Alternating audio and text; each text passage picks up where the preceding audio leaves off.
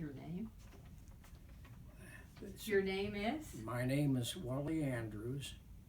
What branch of the service were you in, Wally? I was in the Navy. What years were you in? I was in from 1944 to 1946. Where do you live in Casa Verde? I live in the Casa Verde. I live at 1185 Avenue of Cotton. Wally, I wanted to ask you, how did you find out about the honor flight?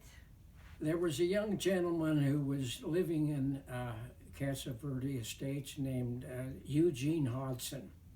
He was a Korean Marine veteran. And we got to talking one day, and he said, "Why don't you go on that flight?" And I said, "What flight are we talking about?" So he brought over some of the memorabilia that he acquired when he went on that flight. But his flight was from Wisconsin, which was his original home. But we followed through, and I sent in a request, and from that point on, we dealt from 2017 until... That's when you went? No, that was the year that I didn't go. Oh. I talked to Rick that year.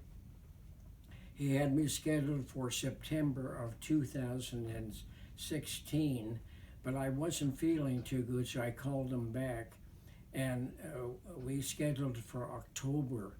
And again, I couldn't make that trip, so we scheduled it for the 2017, and we made that trip, which was in March 22nd of 2017. What was one of the highlights of your trip? The highlight for me was really the first thing we did, and that was the changing of the guard at the Arlington Memorial. And I was telling people who asked me how did I like the trip, it was an emotional type of experience for me, because watching these soldiers go back and forth and on the steps and surrounding the memorial were 13, 14, and 15-year-old youngsters, school kids. All of them sitting quietly on a day that was cold, bitterly cold. No horsing around, no playing games, no snatching the hats from somebody ahead of you. And at the time when the color guard come out and changed the guard, they marched to the front of the steps of the memorial to dip the colors. And these kids, as one body, all stood up, placed their hand over their hearts in honoring the type of persons that were there, you know. And at the same time that the colors were dipped, an Air Force jet flew over and dipped his wings in thanking the veterans who were at that particular memorial. When it was all over, the color guard left, and all the kids, again, as one group, probably 200 of them, marched back to their buses. No playing games, no screaming, hollering, or anything like that. And it struck me that this is a generation that is going to take over this country in about 5 or 10 years. And they're going to be one of the generations that were going to be named one of the greater generations, because I was part of the greatest generation. So don't worry about some of the people who are in charge of the government today. These kids will take over. And then when we got back to Phoenix, we were led by the Luke Honor Guard through the airport, going to the baggage claim, and then all of a sudden they disappeared, and our parade marched into a room somewhere in the terminal, and there was a band playing patriotic songs. And again, they were the 12, 13, 14, 15-year-old kids.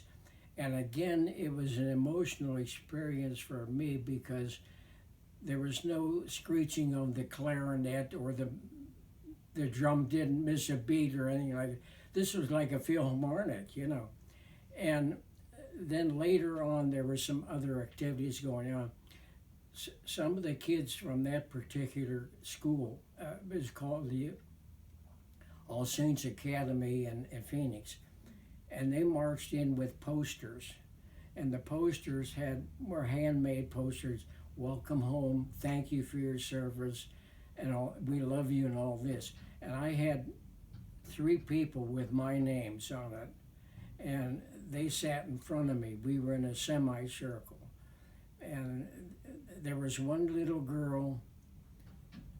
She was of Asian descent, and she had admiration on her face that you wouldn't believe. And at some point, our eyes met, and she went like this. Oh. And I told my guardian, I have to go to the bathroom. Get me out of here. Because I was ready to break down at that point. And at the end of this thing, you stop and think about some of the things you see and do, and the people you meet. And you wonder, why didn't we meet some of these people before, you know, in my lifetime? Okay, Wally, what I wanted to ask you now is, what would you say to someone who's thinking about going on the honor flight, or just learning about it for the first time? Well, you have to have the stamina to make that trip. If it's from Phoenix, it's a 3-day trip.